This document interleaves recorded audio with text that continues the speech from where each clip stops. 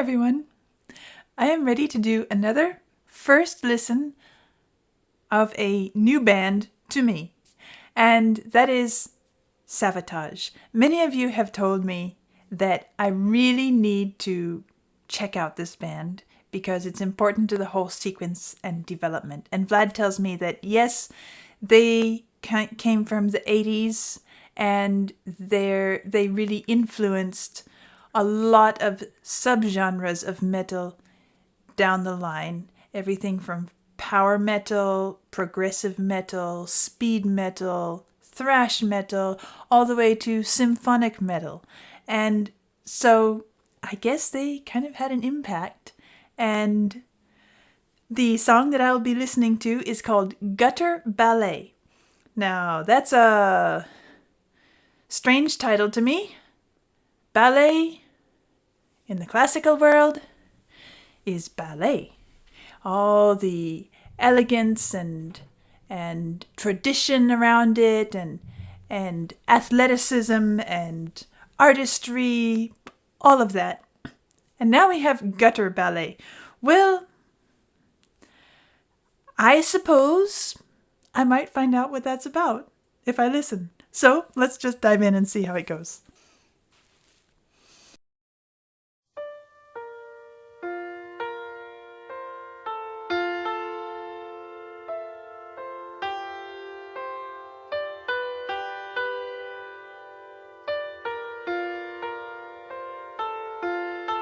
Interesting piano opening.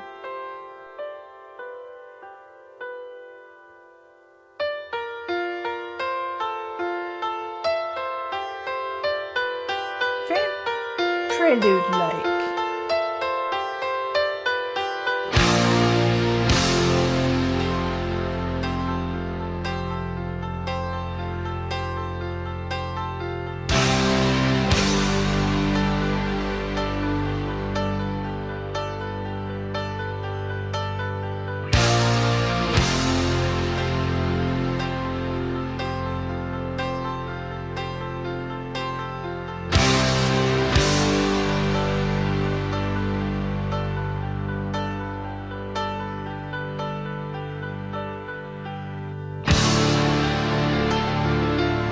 Okay, first off, I guess this is the first metal piece that I've ever heard which uses much of what we call, from in the classical world, rubato. What I mean by that is how the tempo is flexible. I guess I've gotten this impression that metal is something that just charges on at a metronomic speed regardless of what's going on musically. And suddenly here I'm hearing some flexibility in the speed. It hesitates, it leans, it waits for a moment, and then it moves ahead. And it's kind of I'm remembering when I played the little portion of, this is not metal, but it's rock, Queen's Bohemian Rhapsody, where I played a portion of that.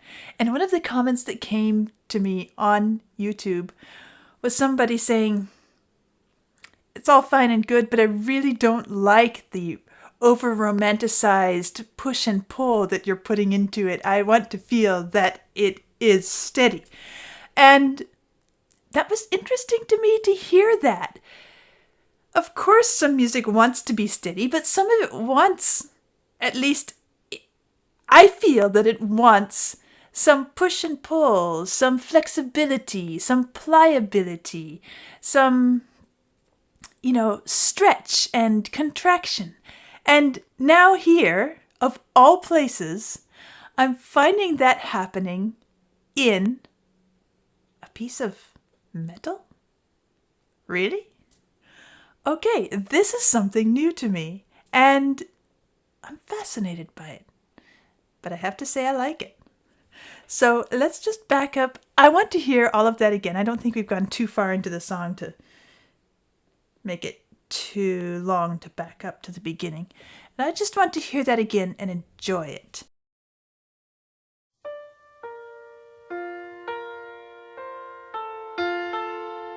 You see how it lingers on some of these notes? And yes, they're written saying to hold a bit of extra time, but it's not being counted precisely. It's just indicating that we wait a little bit. Even here now, it's more clocked, but it's increasing. Okay, and here's where the instruments enter. And now the piano has settled into a rhythm. Yes, we can feel this as something reliable.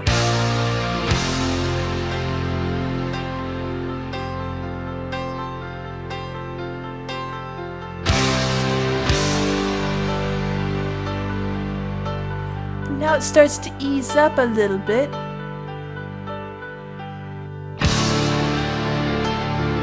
And now here we are at this next part. Again, we're feeling this steady. And now it has some flexibility. And now we're back to a tempo.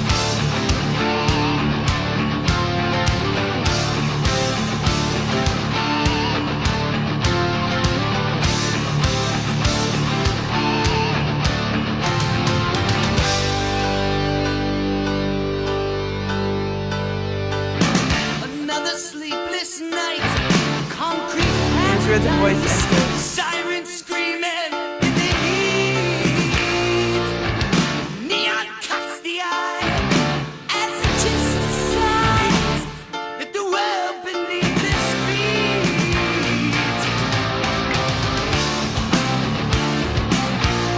It's a guilty ballet, just among us away. Still the orchestra plays the darkness of the night to a distant fading light.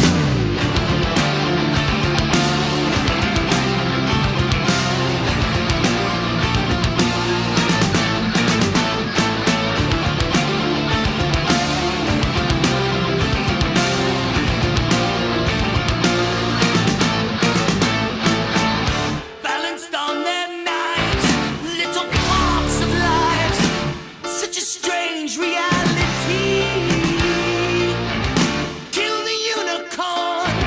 Just Piano almost takes soon he's just a metronomic brass, like a brass ensemble in its chords. Just among us away.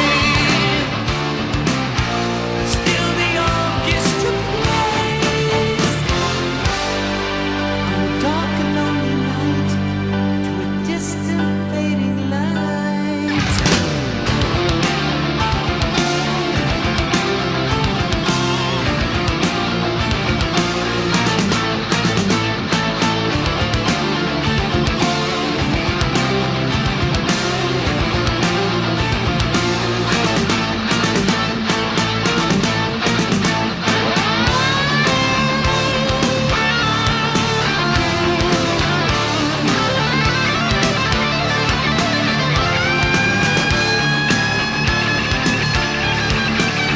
Sounds kind of like the night scene that is being described in the lyrics with the siren and the orchestra playing and neon lights and all of that.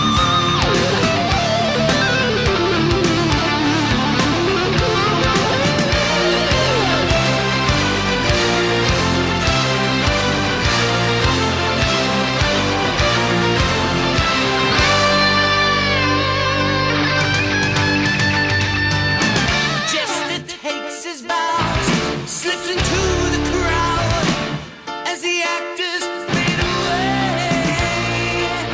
Another day.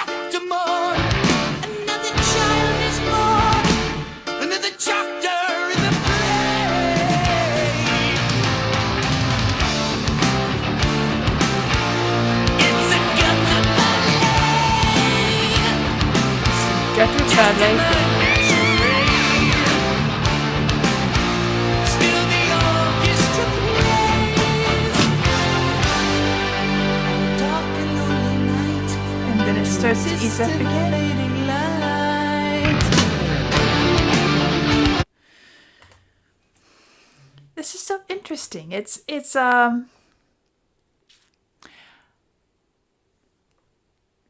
changing abruptly at times, but not in a way that feels nonsensical to me. It feels very musically appropriate, very musically like it belongs. And every time it eases up, it gives us a chance just to catch our breath a little bit, and then we go slamming right back into it. And I'm also listening to the lyrics as well, and I get the impression that this is talking about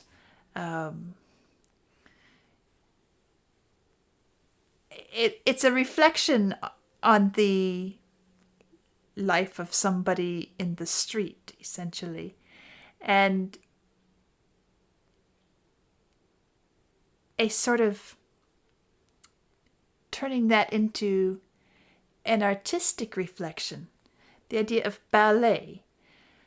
It's a dance that these people live, even as it says, balanced on their knives. You know, sometimes we say on a knife's edge, you know, it's very precarious. But the idea of equating that with ballet, you know, how a ballerina does a lot of just tiptoe up on the very tips, and she's balancing and doing all of these little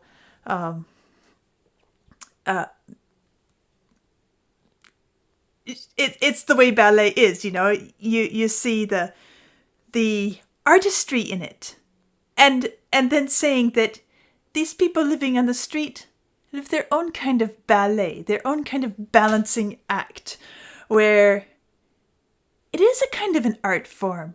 You can't just take any random person and throw them out in the street and expect them to survive. You have to figure out how to keep this balancing act going, and there's a sort of musical element to it.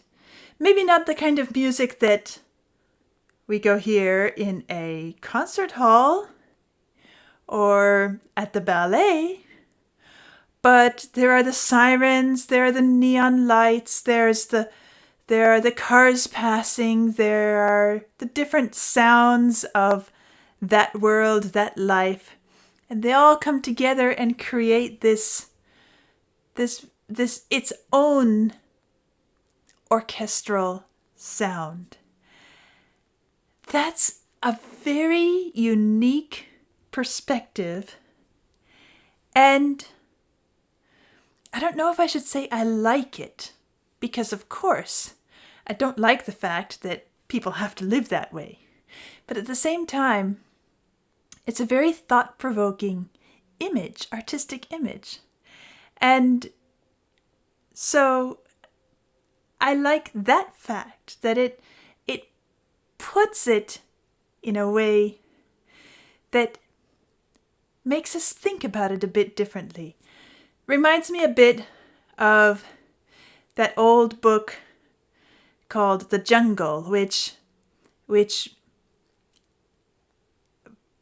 was such an earth-shattering, society-shattering image of the immigrant labor in the meat industry back in the late 1800s, I think it was. It's been forever since I read that book. I don't remember the dates, but it had such a huge impact and was such an influence in forcing change and protections for the workers and the immigrant labor there. And now here we have this sort of thing where, okay, it's not being equated with a jungle, it's being equated with a ballet, an artistic production.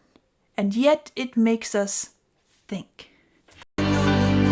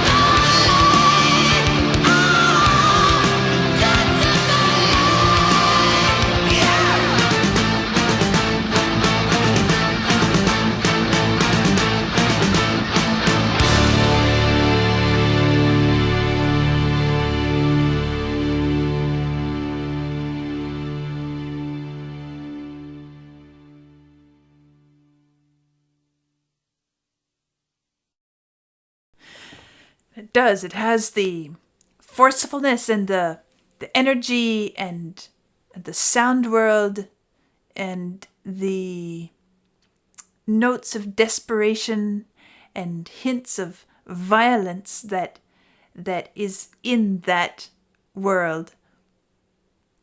But I'm so fascinated by this idea of equating that life with art. Anyway, so musically, how does this do this? And what are the things that caught my eye? Well, of course, you saw right away I was intrigued by this opening where there's an ebb and flow, or what we call rubato in the classical terminology. I don't know if this music has any different term, but I'm going to refer to it as rubato, meaning flexibility of speed, flexibility of time, where we stretch notes a bit sometimes, we push them together a bit sometimes, we let it be pliable, like you're working some dough or stretching a rubber band and letting it rebound. Sometimes, as in this song, we stretch the rubber band and then we let it snap back instantly. And then it's right back in time. Other times, we'll stretch it and then slowly release it. Or we might do a fast stretch and then a slow release. But here, it's mostly, when it happens, it's mostly a slow stretch and then a fairly quick release. Or even slow stretch and then snap back in time. That's what I'm using. That's what I am referring to when I say rubato. It's an Italian term. It doesn't matter where it came from, but basically, it's an interesting story. But I won't bore you with it here. If you want to know those sorts of things, do check out my Ko-fi and Patreon channels, membership pages, because I am presenting a music theory class which digs into all these terms and terminologies and concepts about harmony and rhythm and time and tonality. And you don't have to know a thing about music in order to go through the course, because I'm presenting it as if in a way that even somebody who has zero musical understanding or experience can start at the beginning and follow along and gain the knowledge as it progresses. But if you're not interested in that, I won't bore you with it here. So, rubato, that's the word of the night. And as I said, it comes up several times, especially at the beginning. And you can see that these notes with a little dot, that dot is kind of used to say linger, maybe put a little extra weight on this note, and then carry on from there. And then, of course, where it says let it ring, I guess that's an interesting way. I don't think it really means to stretch it, but what happens is it does get stretched right here. And then, in this moment, right here, we end up back in our steady, consistent time. I also mentioned that this introduction sounds very much in a prelude style. What do I mean by that? Well, again, from my background of classical music, a prelude is a musical introduction. Sometimes stands on its very own as its very own musical piece. But it's often built on broken chords and chord sequences that provide a texture and kind of help settle us into a listening attitude. Historically, the prelude developed because, well, way back when, instruments didn't hold their tuning so well, and the performer needed to kind of check the notes, make sure they're all in good playing condition, maybe tweak something here, tune something there, make sure that key worked, make sure it's all good. And it grew out of that practice to the point where A prelude was expected as a part of the performance. It was no longer about the tuning, but it was about the prelude to the more serious part of the work. And that is very much what these broken chord bars reminded me of before we dove into the actual music. It was very reflective, contemplative, and kind of set my ears to want to hear where it's going to go next. And it sure did go somewhere. And as we got out of the prelude portion into the part where the instruments are clocked and the voice enters and all of those things, it began to sound what I would say is quite Baroque in style. Baroque, again, is a classical term we use to refer to a certain time period, because classical music is very old, and I can use rock music as an example, a sort of compressed example. If you're following my channel, you know that I am in the early stages of doing a history course on the development of rock music with Carl, who is much more familiar with that than I am. And so he's walking me through the different phases of the musical development. And of course, that's a kind of a 20th century, now into the 21st century topic. But if you look at the course and you see, or if you're familiar with rock music, you know the style developed over time, and it's all kind of classed as rock music. But there are different periods, different stylistic elements which came at different time points. Well, that brings in Savatage, because Savatage seems to have influenced styles which came after it. Same with classical music, but over a much longer time span. And Baroque is the stylistic period between the early 1600s up until 1750. Of course, give or take a little bit depending on which composer we're talking about on either end, but that's the general stylistic chunk. And in that chunk of time, there were certain stylistic habits that showed up in pretty much everybody's music. Of course, it had to do with the instruments available, the development of musical design that had gone on, and this music here reminds me of a lot of that. Let's just take a really famous example. Bach's Brandenburg concertos. And the energetic violin lines, and we hear now, well, the piano starts it out,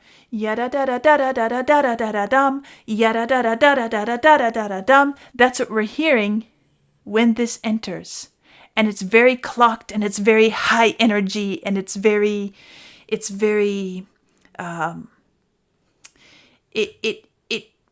pushes us into this energetic mode. And then, of course, all the rest of the orchestra or band enters. In this case, we do have some string sounds, very possibly synthesized, but I'm going to go with the terminology I know, violins, cellos, whatever. We also have the electric bass, which is chugging along, jink, jink, jink, jink, and the drum, which is going half tempo, bum, bum, bum, bum, half the speed of the electric bass. So the electric bass is kind of acting as the bridge.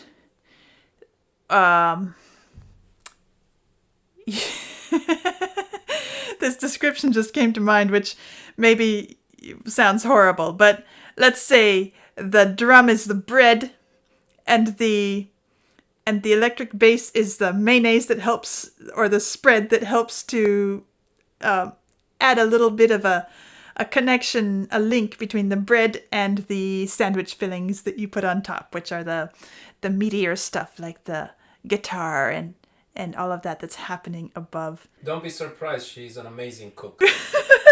Well, sandwiches aren't anything fancy, but anyway. And we could say that the piano very often functions chunk, chunk, chunk on top as the top piece of bread. So it's a, I know, it's a weird way of describing it, but in a way, we have the bass, the drums down here, the piano up here, and then these instruments in between filling it up, giving the meaty substance, and we've got the bread on both sides holding it all together. That's what this music does at times. But more than that, it also has this very unified group energy, which is very rhythmically consistent.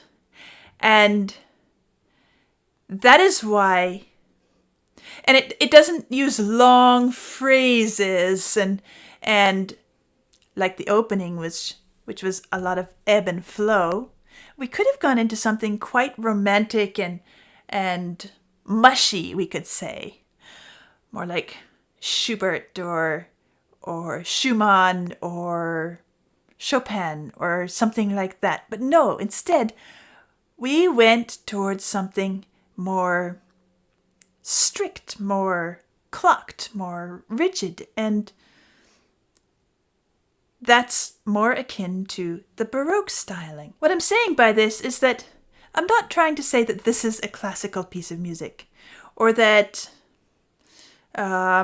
you should love classical because you love this music. What I'm saying is I see similarities in style, and they work very well. They're similarities, they're stylistic elements that have been around for centuries. And here we are with a band, Savatage, which has influenced all sorts of bands coming after. And they were probably quite innovative in their own way. I don't know much about their history at this point, but nonetheless, they are using musical elements which are long-standing, tried and true. They simply work. They work incredibly well. It's not the only kind of musical elements out there that are available to them, but that's what they used here. And it works wonderfully. It gives this wonderful energy and strength to the song, which of course we need because we are portraying in the music a certain life that is both very taxing, very demanding of one's energy, requires one to be on alert at very it's kind of risky. You have to be at high alert, you have to be aware of your surroundings, you have to be able to find your way in this ballet of life. And at the same time, we have the little moments of ease that come in. They're small moments, but they're moments where this life can rest, catch its breath, sit in the shade for a moment, eat whatever they've found to eat, and then it's back to staying right on and making sure that everything is about survival. Back to the lyrics, I find it interesting that there are certain portions of the lyrics which are not specifically called out in the music. For example, where it says, slips into the crowd as the actors fade away. Another death to mourn, another child is born. These are all different things that happen kind of unnoticed. It's just part of the fabric of life. And we don't really, unless you're very, very close to that event, you're not going to know it. You're not going to know it if you're out in the crowd on the street. You're not going to know that the person passing you has had this experience or that experience. You're not going to observe the actors slipping away or any of that. And so it is also very appropriate, I think, that the music doesn't hone in on that particular event. Because what it's giving us is the orchestral view of this life, the full, comprehensive experience, where it all is all of this activity, but we don't know all the little details of what's happening here and what's happening there. And it's more about us or those in this life that's being described, dealing with their own issues, their own needs for survival, and going on. And so the music, when it comes to an end, it doesn't really fade away. It's more like an orchestral ending where there's a sort of energetic drive towards the end, and the music is repeated, and the different rhythmic features, the riffs, the little motifs are condensed and thrown together, and then the music ends on a final chord, and the orchestra has completed its song for the night. I didn't expect to find this interesting as I found it, but I did.